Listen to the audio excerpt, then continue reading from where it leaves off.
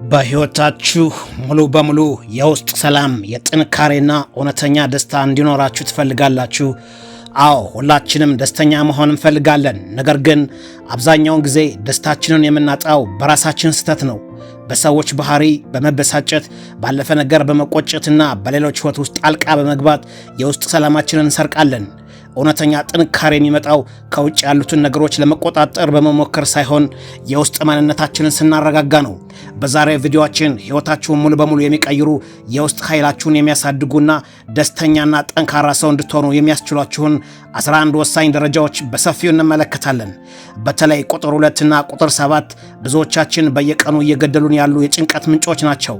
ቪዲዮውን በጽሞና ተከታተሉ፣ ራሳችሁን ፈትሹ። ጉዟችንን ለመጀመር ቪዲዮውን ላይክ አድርጉና ወደ መጀመሪያው ነጥብ እንለፍ።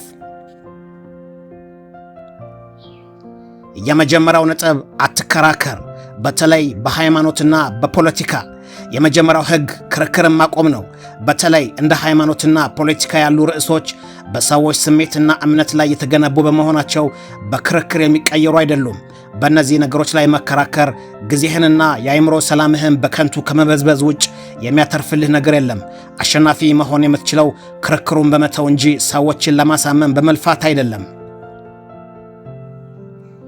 ሁለተኛ፣ ሰዎችን አትከታተል። ለምን ስልኬን አላነሳም? ትናንት ለምን ሰላም አላለኝም? ቴክስቴን ለምን ቶሎ አልመለሰልኝም? እያልክ ሰዎችን አትከታተል። እያንዳንዱ ሰው የራሱ ህይወት ውጥረትና የሐሳብ ዓለም አለው። ሰዎች ወደ አንተ ሲመጡ እንዳመጣጣቸው በጥሩ መንፈስ ተቀበላቸው፣ ሲሄዱም በጥሩ ሁኔታ ተሸኛቸው። ለምን የሚል ጥያቄ እያነሳ ራስህን አትጉዳ። ሰዎችን ነፃ ስትለቃቸው አንተም ነፃ ትሆናለህ። ሶስተኛ፣ ትዕግስተኛ ሁን። ትዕግስት የጥንካሬ ሁሉ መሠረት ነው። በሕይወትህ የምትፈልገውን ነገር ሁሉ በአንድ ጀንበር ላይ ይሳካ ይችላል። ሰዎችን ልክ እንዳንተ እንደምትፈልገው ላይሆኑ ይችላሉ። በነገሮች ላይ ቶሎ ከመቆጣትና ተስፋ ከመቁረጥ ይልቅ በትዕግስት ማለፍን ልመድ። ትዕግስት የውስጥ ብስለትና ታላቅ ማንነት ይገነባል። አራተኛ፣ ሻወር ወስደህ ዘንጠህ ውጣ። ይህ ነጥብ በጣም ቀላል ይመስላል፣ ነገር ግን በስነልቦናችን ላይ ትልቅ ተጽዕኖ አለው።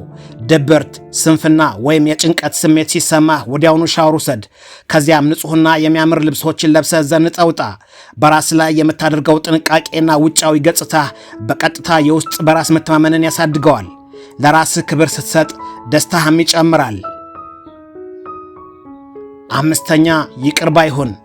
ይቅርታ ማድረግ ሰዎችን የመጥቀም ጉዳይ ሳይሆን ራስን ከእስር ቤት መፍታት ያህል ነው።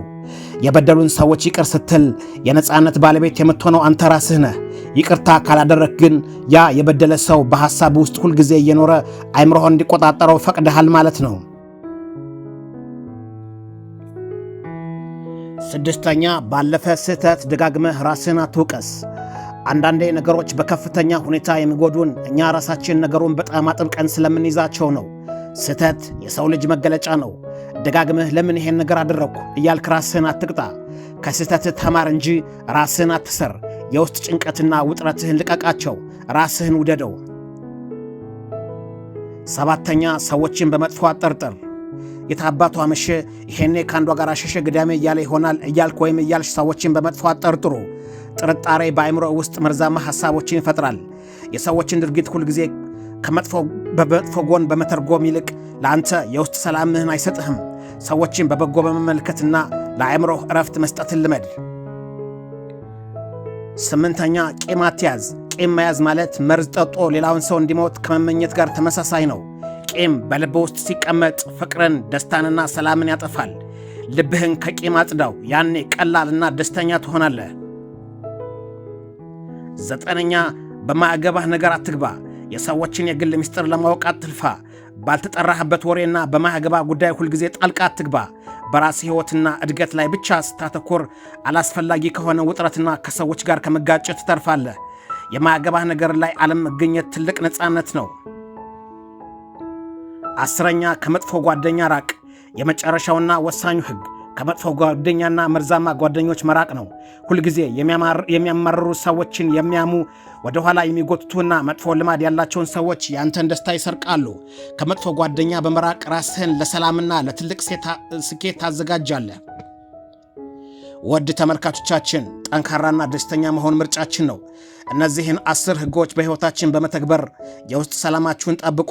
ከነዚህ 10 ነጥቦች ውስጥ እናንተን ይበልጥ ያስተማራችሁ የትኛው ነው? በኮሜንት መስጫው ላይ አጋሩኝ። ቪዲዮው ከተመቻችሁ ላይክ እና ሼር ማድረጋችሁን አትርሱ። እንደዚሁም ለቻናሉ አዲስ ከሆናችሁ ሰብስክራይብ ማድረጋችሁን አትርሱ። ስላዳመጣችሁን እጅግ አድርጌ አመሰግናለሁ። ሰላም